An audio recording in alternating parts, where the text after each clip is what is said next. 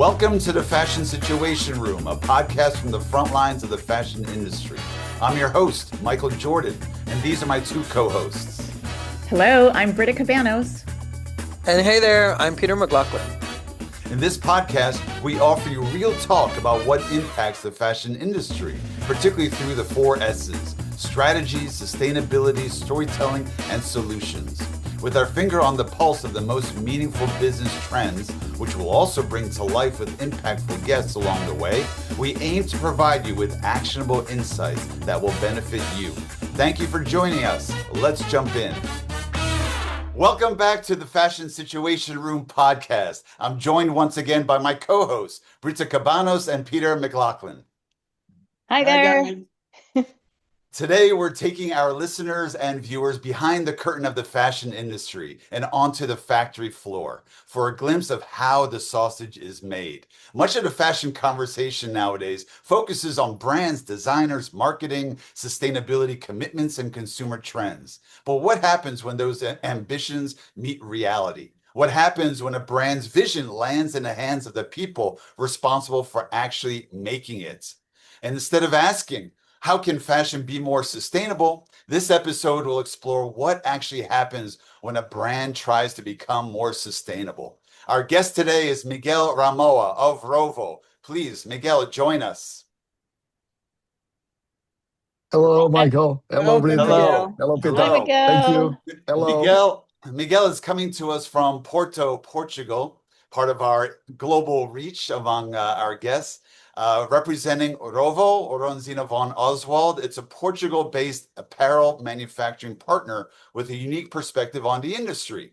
While many fashion conversations happen at the narrative level, Miguel is VP of Commercial and Verticalization, who operates at the operational level, where innovation, product development, sourcing, cost, quality, scalability, and sustainability all collide. We'll ask him about that. Miguel brings a rare insider's view into how garments are actually developed, what brands ask for versus what production can realistically deliver, where the friction points emerge, and what separates innovations at scale from those that never move beyond the sample stage. So, Miguel, welcome to the Fashion Situation Room. Thank you, Michael. Thank you for the invitation. It's a real pleasure to be here. Thank you. Now, just to open up, please take us inside the factory to help set a scene for us and for our listeners, as to what exactly you do and what the challenges are that you face. Go ahead. So this factory, this is not a real factory. It's more like a lab factory, okay, where very innovative solutions are developed. We have really unique technologies that don't exist in any part of the world in this factory. This is the ownership is for a very close friend of mine and partner that we co-develop new technologies in here. So Diogo is part of the Portuguese ecosystem. It's a very unique ecosystem, like I told you, where in a close range of 50 kilometers, you can find more than 13,000 textile companies. And you can literally do all kinds of garments vertically, okay? From fiber until the ready-made garment. We can produce denim, I'm surrounded by denim. All the major creators come here to Diogo to develop their collections, the new styles, the new looks, the more sustainable styles. You can do all kinds of knits, elevated knits, heavy knits, light knits. You can do silks, you can do raincoats. And it's a very peculiar ecosystem, our Portuguese ecosystem.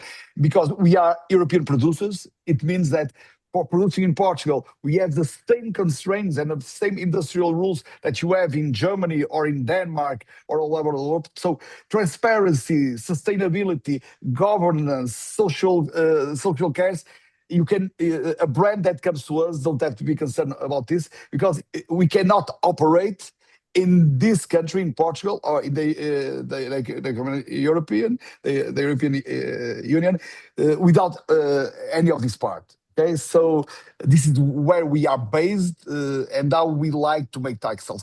Of course, we can do all types of textile. We can do literally a stripe for going with the NASA with the rockets to the moon, and we can do all the garments for Inditex. Okay, from all of this, we cover luxury, we cover fast fashion, and you can find all of this in this ecosystem here in Portugal. The beauty of this is that you don't find any constraints working with Portuguese companies. What ROVO brings to the market, it's a digital interface where we connect all of this ecosystem through a digital interface that is created by our own teams that we call ROVO OS. Okay, that connects the brands to the ecosystem seamlessly because each brand has its own language, and sometimes inside of the brand you have several brands, and all of these different brands or departments that are inside of a brand have different language, and each factory has its own language. Okay, we are in the middle to make things happen. Okay. Interesting. So go ahead, Brita. Let's learn more about how the sausage is made from Miguel's. Yeah.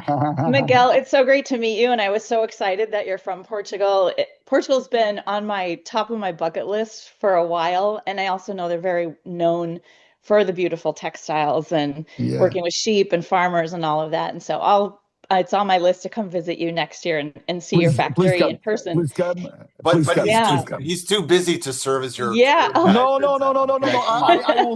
I will take whatever time it is I will. to tour you around. It will be a pleasure to show you the best factories and not Yeah. a good factory, okay, but all the ecosystem, okay? I could just I'm doing shadow that you and tour. follow you around for a day, and I would be so. Yeah. I love being inside the factory. That was one of the most exciting things for me as a designer was when I got to go to the factory because they were Yeah. working on my product. So you're seeing Yeah. it. It's like, wow, that started as my sketch, and now it's being sewn by these people. And so it is a really exciting part of the process, Yeah. I think, for a designer and creative to see their designs come to life.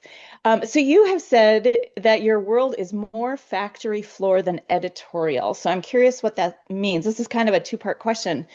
So what's the biggest part of the story that people are missing from, knowing what you see on the factory floor? And if fashion executives could spend one day in your shoes, like what would they learn that could maybe change their mentality or the way they do their business after experiencing what you're doing? So number one is what are we kind of missing? And then what would change a business after somebody actually saw that? Brita, I could start this question with a little story. Okay, I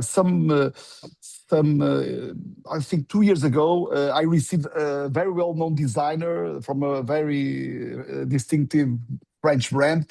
That the first time that he saw a Stentor in his life, after 50 years, it was here in Portugal. Okay, so he never saw this machine. So the big part that everybody is missing, it's where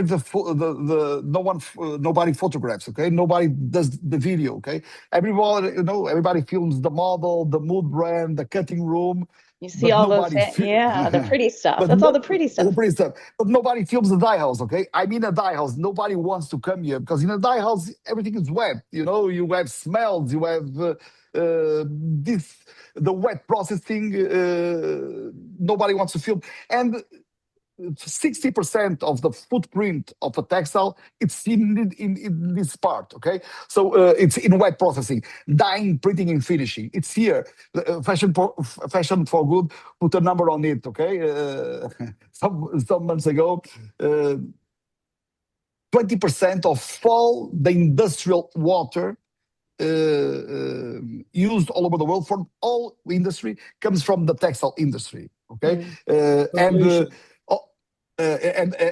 Exactly. And half of the greenhouse effect that is on each garment comes from a dye house. Okay, so when a fashion media talks about sustainability, it's talking about this 10% that you can photograph, and it's forgetting all the other side.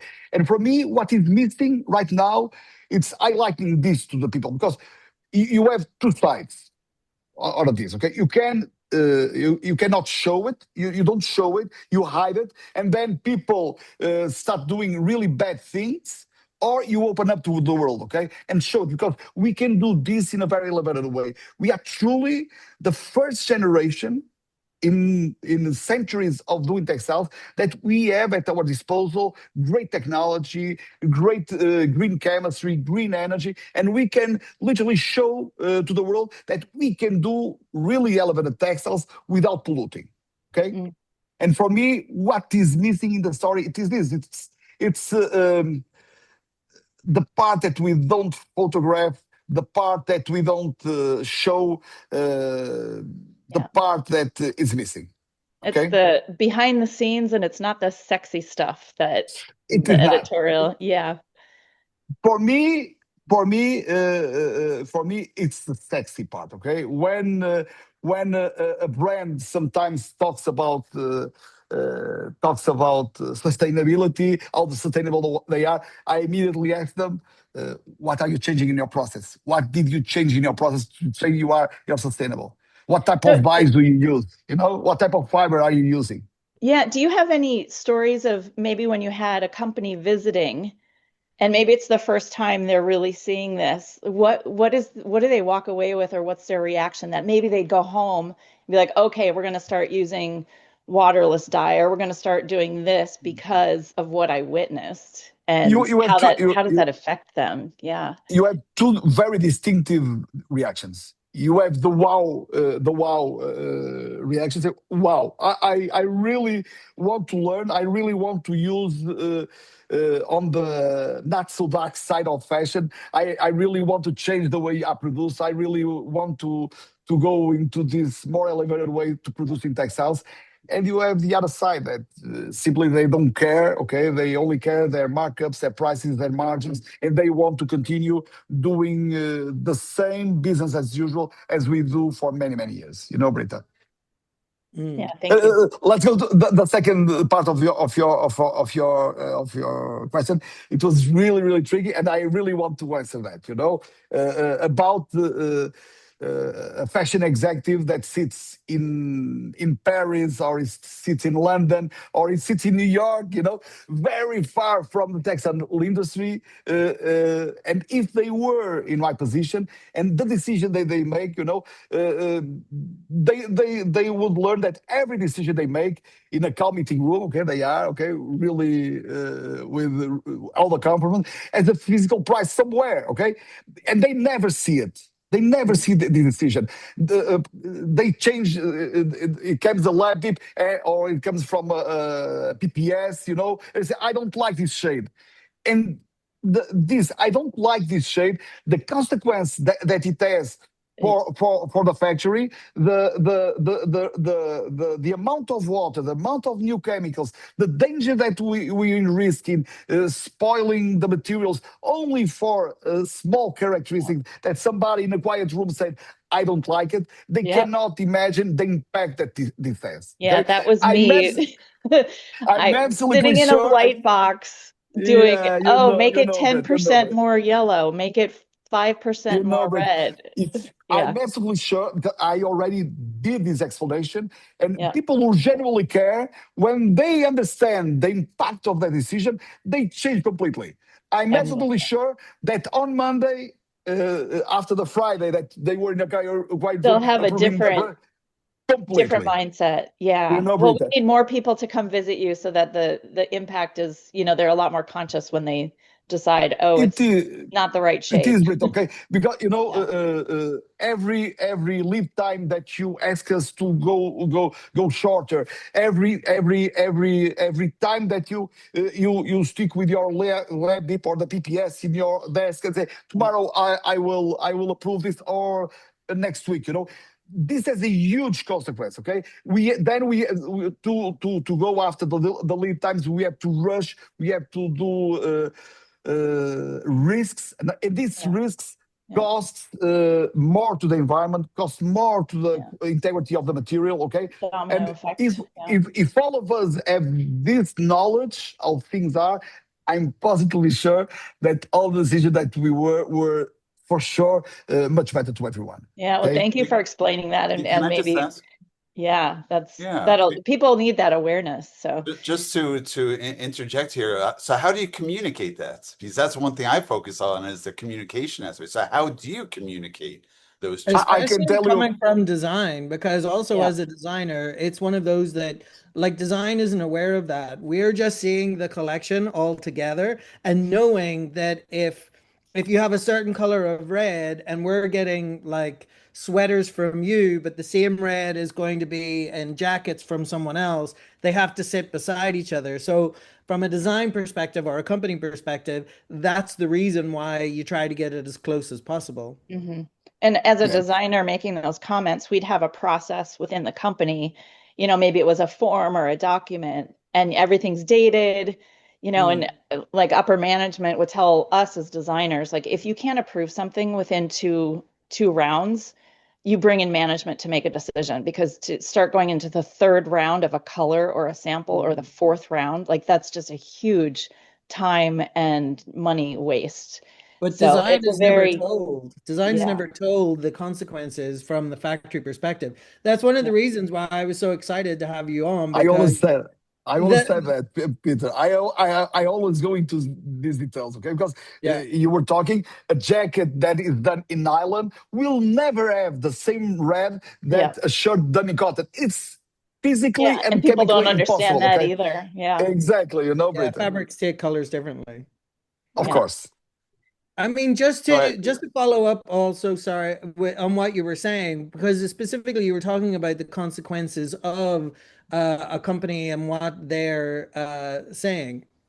Because you mentioned that most fashion media talks about sustainability, but only really at the narrative level, while very little covers the operational reality that brands put the burden onto factories to make themselves look good sustainability wise. So, for example, if a brand is trying, in their sustainability report to be like, oh, we're so sustainable, but it's really from the factory level because they then push the factories to have like Yeah. solar energy or reduce water consumption, minimize chemical waste, etc., which takes a lot of investment and new technology and machinery from the factories. But does the brands help with that investment? And like, for example, with the recent introduction of tariffs earlier this year, brands like simply switch suppliers accordingly, depending on which country would pay lower tariffs in order to keep the prices of garments low. So, how does that incentivize factories to continue to make these investments, to be more sustainable, to improve machinery and reduce waste? If brands offer no loyalty or commitments. So, what actually makes a garment more sustainable and who usually ends up paying for it? And where does that money really go? You made the answer, but introduction you already gave some part of the answer, Peter, because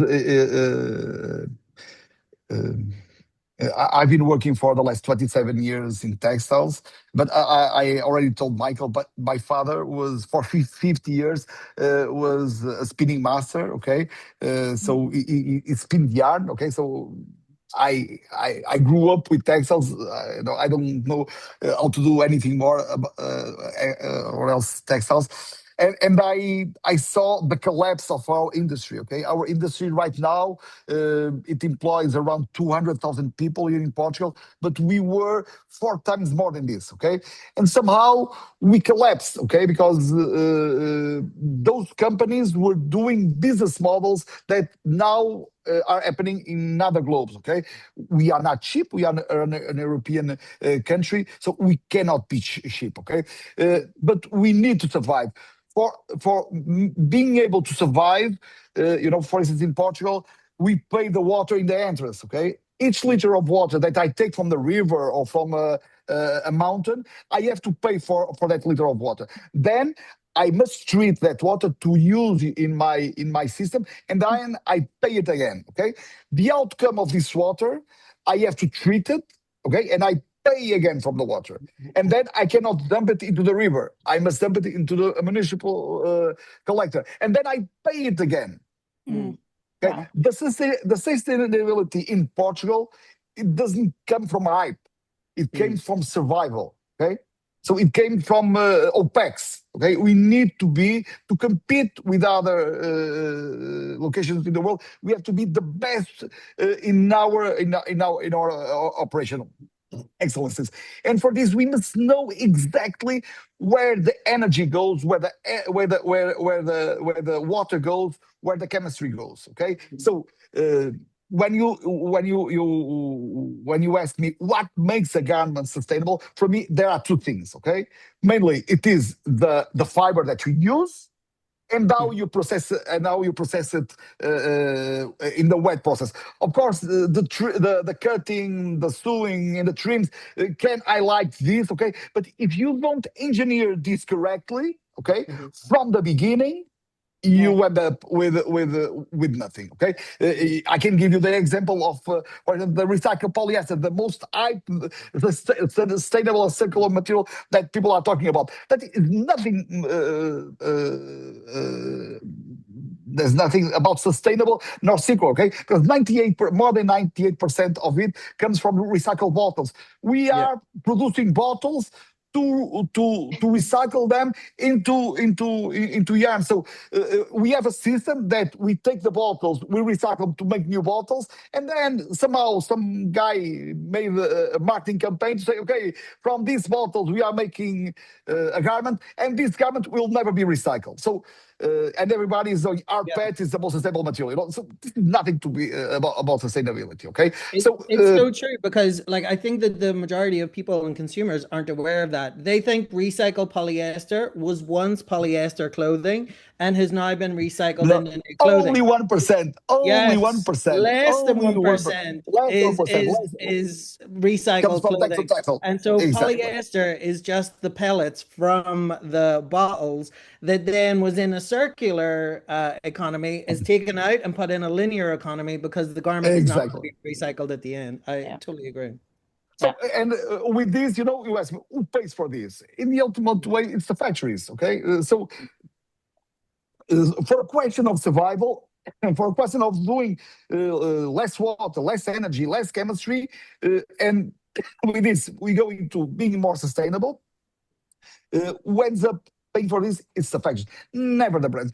I don't know any history of any brand that has invested in green energy, green chemistry, green production in a factory to make their brand more sustainable. I can tell you dozens of examples of the opposite. So that factories invested in circular technologies to work with brands, and then that brands, for a question of a few cents, go to another suppliers. I can tell you dozens of these examples. Okay, and that's the thing, but it always ends up in their sustainability report at the end of the year. Then they pat themselves on the back of how sustainable they're being, whenever it's not really them, it's the factory making the investment. Exactly. Like I told you in the other question, normally when a brand is talking about sustainability in front of me, I go into the details and I say, what did you change in your supply chain? What type of dyes have you gone through? What type of chemistry have you suppressed? Okay, what type of fibers are you using different products? And normally there's a very crickets, a very strange silence. Okay, and they go back to their marketing advice. Okay, and truly, Peter, and this is for me, it's very troubling, because I'm a father of two young kids. And I really want them to enjoy life as I did, because I was very privileged. In the north of Portugal, we have beautiful beaches, we have beautiful rivers, we have beautiful mountains, okay? And somehow we are destroying this, okay? We could do this in a very elevated way right now. I have some examples right here. This is proprietary technology that Diogo has. This that you this is, he calls it biotint. This is dyed with 100 natural products at scale, at industrial scale. Okay, Wow. and you have Wait. For our beautiful. listener, Miguel, for our listeners, can you describe what we're now looking at?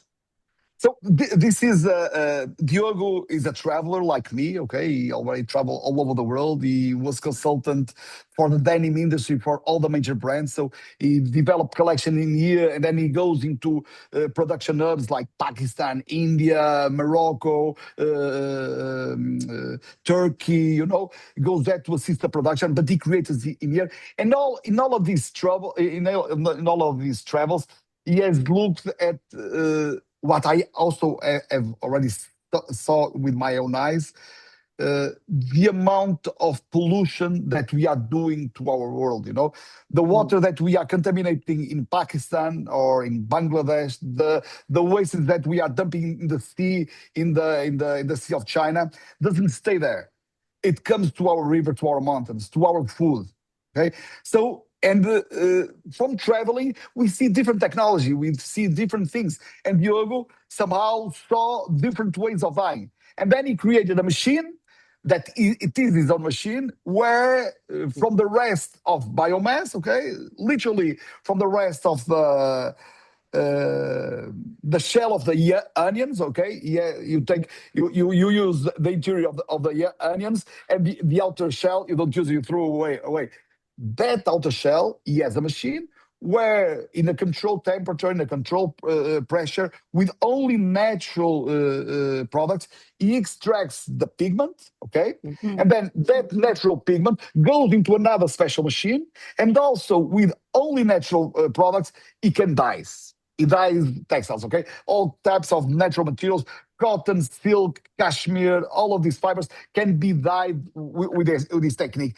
And the outcome of this is amazing. The smell is a natural smell that everybody gets in love with this, So if we have this technology at scale, why do we still dye with reactive synthetic dyes full of petrochemicals, polluting our air, polluting our seas, polluting our lands, So why do we keep this madness going on and going on, okay? But I can tell usually you, it always comes down to cost. but this technology at scale can be more cost efficient than traditional ones. Because the outcome of this technology, it is clean water and biomass that you can use to fertilize the grounds. Okay, you don't have to treat the water. Okay, because what goes down, Peter, to the cost. It's a cost that no one pays. The brands don't pay. The factories don't pay. Do you know who pays this cost? It's you, it's me, it's our children, it will be our grandchildren. This invisible cost. Because if these brands were paying the real cost for this, I can guarantee you 100% that it will be much more expensive than this technology. Okay, Peter? Especially because, I mean, a lot of our listeners and stuff, they're not aware that whenever they're buying cheap clothing, whether it's made in Cambodia, Vietnam, China, or Bangladesh or whatever, it's true. Like whenever they dye things, then the workers usually get sick because of the chemicals in the dyes, and then it's just dumped into the local rivers, which is everybody's drinking water. So exactly, and then it goes out into the sea where you have fish, and then people ultimately eat the fish. So having like natural dyes would especially be important for those communities having to deal with all of that. Exactly. We have another technology, me and Diogo, that we are developing. It's for making jeans, okay? And the first time I said, to me as a technician, I have to do something. It was the first time I was in Pakistan, and I saw one of the biggest mills in the world that does jeans normally, dumping literally it was my size, okay, directly into the river, boiling blue water directly into the river that people were washing their clothes, Peter. And I said, this is so mad. Why we can do a surgery from a human being from one continent to another? We are now going to the moon, going to Mars, and we still do jeans like 200 years ago. Okay, and somehow me and Diogo got into this. We start investigating, and we discover a completely new way to do regular jeans without wasting a single gram of indigo, without using 1 liter of water. Okay, so we have all of these technologies. There are so many great technologies, but the money is constantly being put in technologies that cannot scale. Okay, for me, a technology that can scale, can go into mass production. It is the technology that we don't need a new machine. We don't need a new technology. We don't need different factories. Okay, it must work on the existing technology with the existing factories and machines. Because we need this change 10 years ago. It's not 10 years from now, okay? We cannot change all the factories in the world. So we must see how the factories work and try to create technology at scale that can work in this existing infrastructure. It's the only way for us to change as quickly as our world needs us, okay? Agreed. Wow. Any other follow-ups? I have a question. Rita, was there anything you wanted to follow up? Oh, I think we could talk for hours about this. Yeah. And it's really it's the awareness and then getting people to change, like the makers to change or the brands to support that type of technology. And so it's just making them aware. And that's where it's great if a executive does come visit you and you explain all this and you show them. So quick side story. Brita, I was very naive in the past. Yeah. And I really believe that if we showed this to big corporate, to big brands, they will immediately change. Yeah, but I was naive too. I had no idea. So back in the, I continue to be okay. I continue to be okay. Somehow I have this passion dream that literally we can change the world. We can do the world a better place, and we continue to work and to pursue this dream. Try to showcase our technology. Try to find the right partners, the right ecosystems to work with us, to come work with us, to show that we can do elevated garments in a completely different way. Okay. Yeah, well, it's people like you that have that passion, and we're meeting more and more people that are finally understanding. And I was naive too, and I didn't know behind the scenes processes until I went and witnessed it in person. And even when I started going to factories, I had no idea like the damage. And it was just the corporate, people that I was working with would place their order. I'd go and do my job there, and I'm seeing all the dyes, workers standing in flip-flops with the dye water running on the factory floor, and they're standing there day after day, and then the blue water is going down with peroxide. Exactly. The blue water is running out into the street, and I was like, oh, yeah, is that just normal? The sweatshops with mothers with their kids on their laps, okay, and Very the big sad. labels, the big brand labels sitting right next to them. People working at for above 40 degrees. I saw really some crazy things. That it shouldn't happen in today's world. But I'll share but we have we have to have this conscience, okay? When we wear a clothes, we have to have this conscience, okay? Right. And what brands should be doing, it's not taking the garments out of that regions, okay? They should be investing in that regions so that the people in that regions should have better life conditions, okay? They should give back to that regions part of their incomes over this, but the business as usual has changed a lot all over the years, okay? And we must understand that right now brands don't have the money that they had 30 years ago.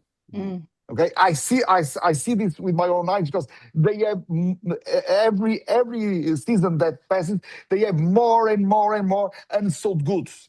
Okay, so their margins are getting tighter because they try to squeeze the producers. The producers cannot squeeze anymore. They are selling less. Their cost of operation is going up, and somehow they are struggling. How can we move away from this? The only way is to change dramatically how we produce textiles, because wearing textiles is not an option. Okay, we must wear. Okay, well, keep doing what you're doing, and Well, hopefully more and more people will follow that yeah. Speaking philosophy. of, if I may ask, speaking of technology, Miguel, where do you see the future of manufacturing going? What will it look like? And really, you've talked quite a bit about technology and innovation, but how much innovation is actually happening inside factories that consumers never really hear about right now? I have a very clear vision of what the future of fashion it will be. Okay, Michael, we have to stop this nonsense of trying to guess what people are going to wear in 18 months from now. Okay, because we don't know what's going to happen to the world in 6 months from now. So how can we design a collection for 18 months from now? So we have to stop this nonsense, okay? We have to understand what is happening on the market right now. We have to search what the people want in the market right now, and we have to design and produce garments for what people want right now. This is why you see brands from fast fashion and hyper fast fashion like Shein getting so success because they shorten every lead times that normal fashion develops. Okay, so for instance, a normal fashion brand that does 300 million, 400 million euros a year, they get like 40% they can sell on full price, 30 to 40% they sell on sales, and the remaining they don't sell at all. Do you know the last year from Inditex, the amount of unsold goods they have? Can you guess the percentage of unsold goods they had? It was 0.6%. Hmm. Wow. Unsold. This because they know exactly what each community wants, and they design and produce garments for that community, for that local community. They, if in Saragossa they like red, they don't put yellow in Saragossa because they know if people in the north of Portugal like stripes, they don't put garments in dots. Okay, they know all of this. They know what people want. They know what people desire. They know what sells in there. So they design and conceive in a near-shoring production the collections for that. Of course, they have always basic stuff, and this is where they go for not so near-shoring production. They go to more distant location and they produce high volumes from basic collections. Okay, and then when they go into collections, they design fewer pieces. They see if it results. If it results, they repeat it and do it again. Okay. The model from Shane. Miguel, Inditex has also they've just started new brands. So all of the stuff that they didn't sell, they've started a new thing where they're making it cheaper and selling unsold stuff in a whole series of like a discount store. And it's done so well that they're now, because they initially thought it was going to hurt their main brands, whether Zara, Peter, I and so can now tell they're you, selling that. they are producing specifically for that stores. They are Yes, of telling that course, is but they they still have they still have stuff of that's course, unsold, so that but you therefore they know have this new but it's way better rather than, because I know beforehand they used to but just throwing away, destroy the clothing. So send it now to to Ghana or to resell Kenya, it, yeah. yeah. But you know, we have companies in Portugal that only do, for instance, we have a jeans factory. They design a jeans, okay? They try to put it in different locations. They don't sell. They send it to this factory, and they do over dyes, they do stress, they do printing all over, and they reconvert these garments to sell it again. Okay, Yeah. because they can do this because they have near shop production. Okay, and for me, the future of fashion it will be near-shoring production. We must go back to this because, like I told you, wearing clothes it's not an option for us. We must wear clothes. It's a social thing. It's a survival thing. So people say, "Oh, it's very important for us to not lose the automotive industry." Man, having an auto these days, it's an option. You can go by foot, can go by bike, you can go by train.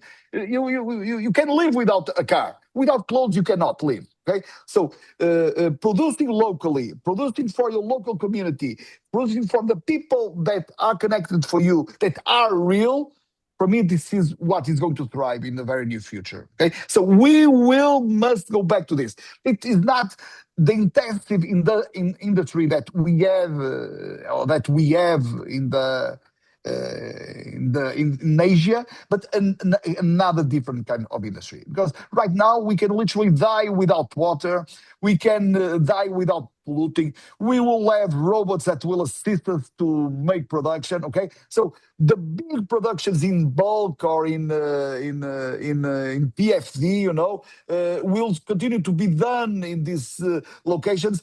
All the other things, the embellishment, the personalization, will be done in a local in a local way, because each community has its own vibe. Okay, and if you see the brands that are thriving, that continue to thrive year after year, decade after decade, they started in a community sense. Okay, the people that But identify with them. But isn't things like becoming more international? Because, for example, you mentioned Shein, and like Shein, people can buy a top for $5. So people in the UK are shopping for things now in China. They're not necessarily buying local. And ultimately, the statistics now are that people are only wearing a garment 7 times and then throwing it away, and that people are consuming more and more and more. So, from the factory perspective, what is your opinion on this? Because it seems like it's a race to the bottom as things are getting cheaper and cheaper. And brands, to your point, are struggling with their margins because everyone's trying to make clothing cost even less Less. whenever it's not going up the same as with inflation. Clothes are cheaper now than they were 20 years ago. Yes, Peter, but somehow we lose our essence. I Mm. talk for myself. I'm passionate about fashion. I love a good garment. Okay, when I see something that is really well made from a fiber perspective, from a design perspective, I really get without tear. Okay, and Mm. that feeling of wearing a garment that is good for you, it's unique. Okay, and we lost its passion because all of these garments are designed without passion, are designed without intention. The intention to overcome the years.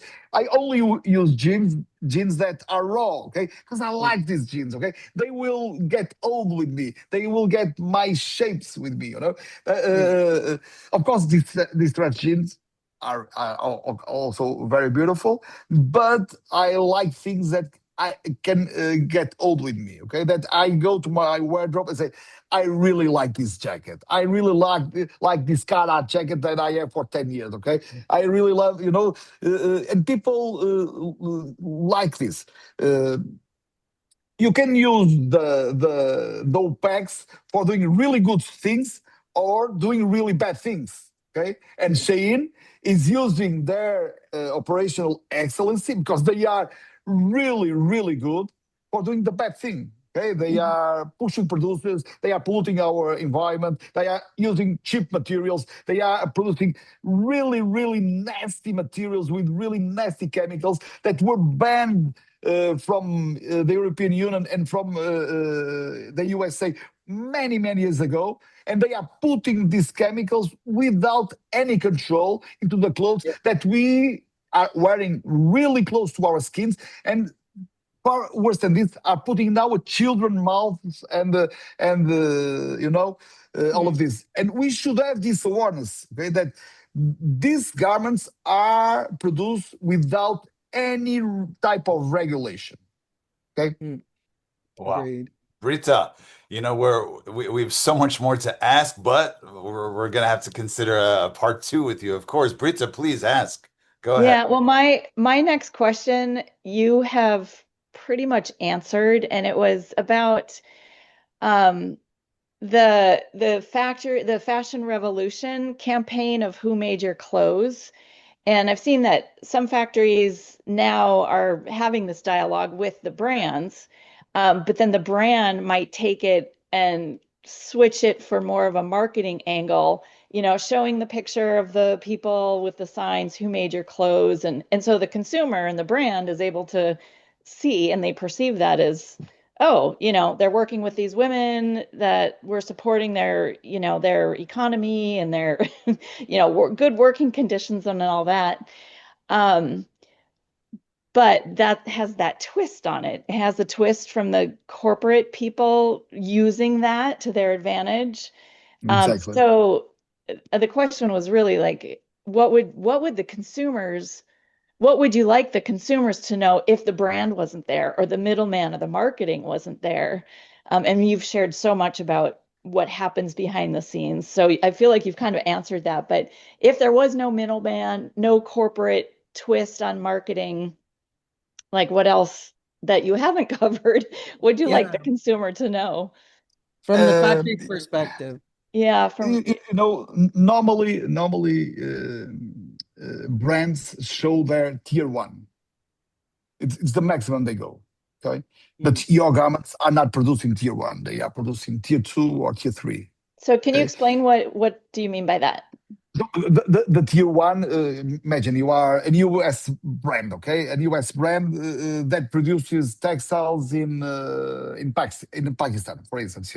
So your tier one should be an agency or a design studio in Pakistan. Okay, So they will be headquarters. the The Headquarters. headquarters. headquarters. Okay, Yeah. Yeah. and then the headquarters is going to select the guy who is going to make the CMT. Okay, Mm-hmm. but the CMT factory is going to buy the fabric from a weaving factory. Then the weaving factory is going to die in another factory, and then the CMT factory is going to do only cutting, and then distributes to a lot of producers Yeah.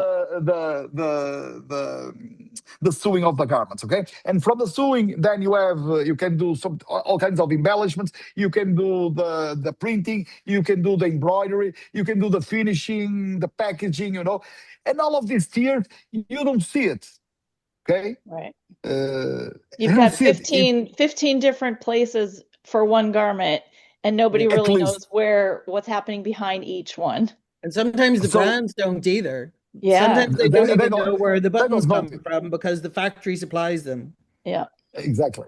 Yeah. And it is this. Okay, so from a passion perspective, but also from a citizen of this world, okay, I would really like for this to be really shown.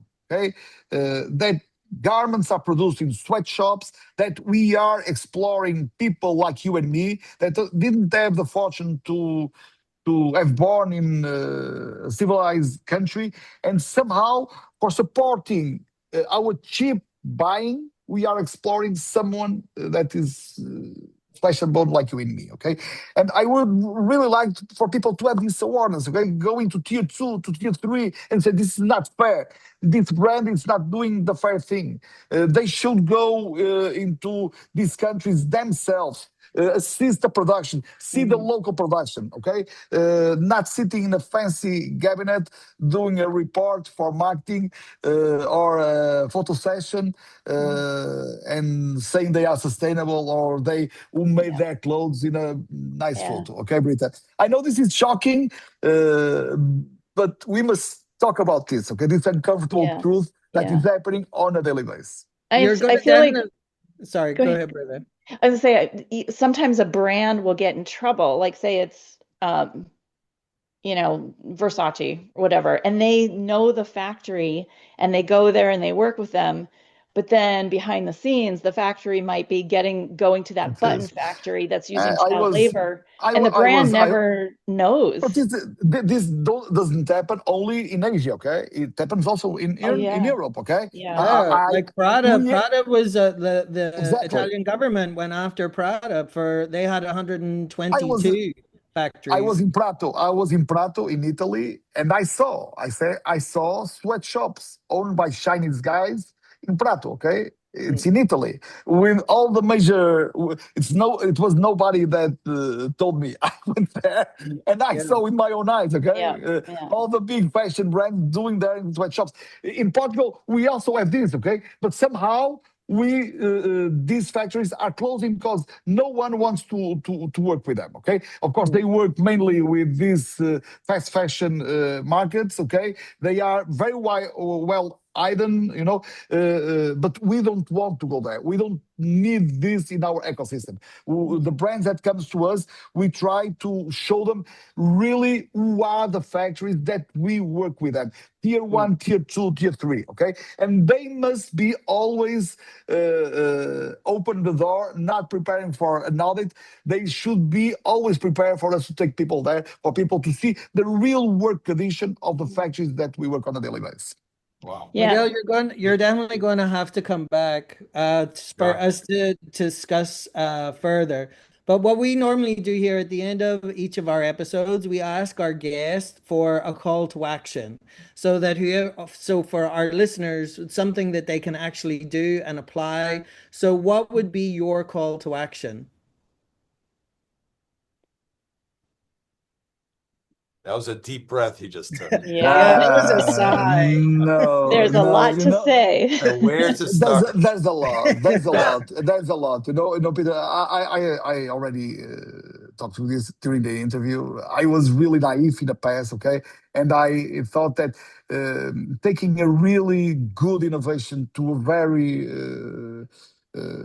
high brand, we could convince them. I can tell you a very situation. I was in Canada in one of the biggest fashion brands in the world. Okay, they do like 13 billion euros a year selling garments, and I developed technologies for dyeing polyester and dyeing nylon with only natural products. Okay, I went to Nanea and asked them their biopolyester. I went to Fulgar and co-developed with them their biopolyamide, and I only use for dyeing black garments only bioproducts. Okay, and I was absolutely sure that when I went there and showed the product developers, they would be blown away and would literally want to substitute everything that they had with this technology. Okay, and it was the developers, the product developers, the sustainable team were really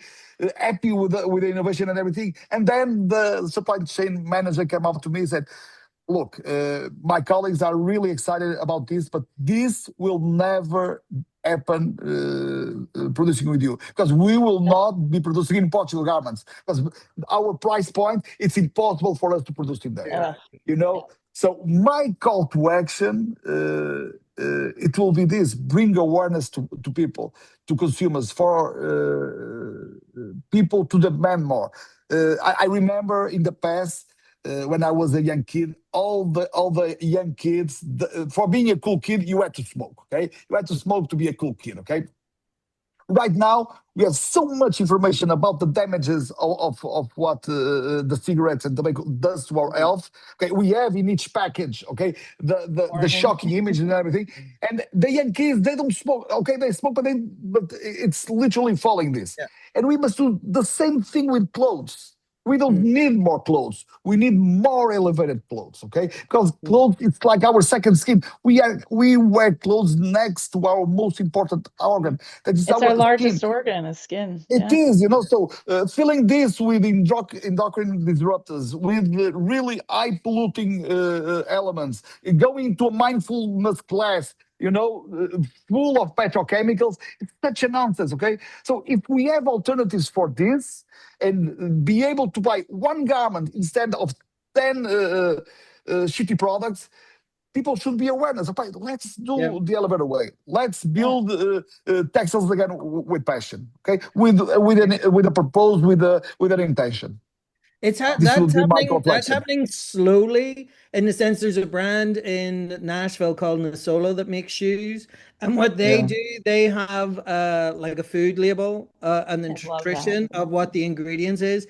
They do the same so that people are aware of that. And then in California, they passed a law that anything that has PFAS, the forever chemicals that causes cancer, now everything, whether it's ovens or clothing, it has to have a warning label on it, which started turning people going, why is there a warning label on my raincoat? So, but I agree with you. I think if people are more aware what goes into their clothing, or if there's legislation that passed that force brands to do it, because that's what's happening with the PFAS. They're now saying, we want to take a warning label off our clothes. What alternatives can we use? It is, Peter. It is on the floor, on the factory floor. Sustainability. It's not the value, okay? It's a set of variables, okay? It's a huge set of things that when they come together, you can produce really elevated products. I would like if I had one thing to remove out of the industry, I would remove the textile industry. I would remove the word sustainable. Okay, I think it has already done its job to bring some kind of awareness to this, but it's so broad right now. People are so sick of sustainable. I would remove the word sustainable for fashion industry. Okay, and I will substitute it to elevated fabric, purpose driven fabric. Fabrics designed with intention, engineered with craftsmanship, to bring this passion again into wearing textiles. Miguel, thank you so much for that immersion in your world. So enlightening, thought-provoking. And for sure, we'll have to schedule a part 2. And since you promised a virtual tour No, of I your will do it. factory, You just, every you just, aspect. you just And need to choose. You just need to choose, okay? and Or we can do a series of shows, okay? There we go. In You know in what different I would factories, love okay? would be so cool is you go through the design process. Like this is the lab dips. This is the fabric approval process. This is a fit Ah, yeah, garment. And people yeah, would yeah, yeah. really, I think, and be for shocked at what it goes through to get. The amount of things to design a Yeah, textile, it's a something lot. that it looks so simple, like a t-shirt, like a simple Yeah, t-shirt. The it's amount of not. trouble that we need to decide all the Yeah. steps is really, really We high. will do a series with for you. for Let's try to do it. for our viewers and our listeners, of course, if you like what you heard today, please subscribe, give us a like, forward us on to your friends and colleagues. But also, since we are planning a part 2 with Miguel, if you have any questions that you'd like us to explore with him, any other topics that you're curious about, please do send Please those do. to us. Okay, Miguel Okay. Ramoa, excuse me, Ramoa, thank you so much for Thank you, coming to us Miguel. live from Thank you, Porto, Miguel. Thank, Portugal. thank you Okay. for having me. Okay. Thank you And for having thank me. you Wonderful. Okay. everyone for Bye joining bye. us on the Fashion Situation Room. See you on the next one. Bye-bye. Bye. Bye bye. That's it for today's episode of the Fashion Situation Room. Thanks for spending time with us on the front lines of fashion. If you found value in this conversation, please subscribe, share, and leave a review. It helps us bring more meaningful voices to the table. And what call to action did you take? Let us know in the comments. See you next time. Bye. Bye.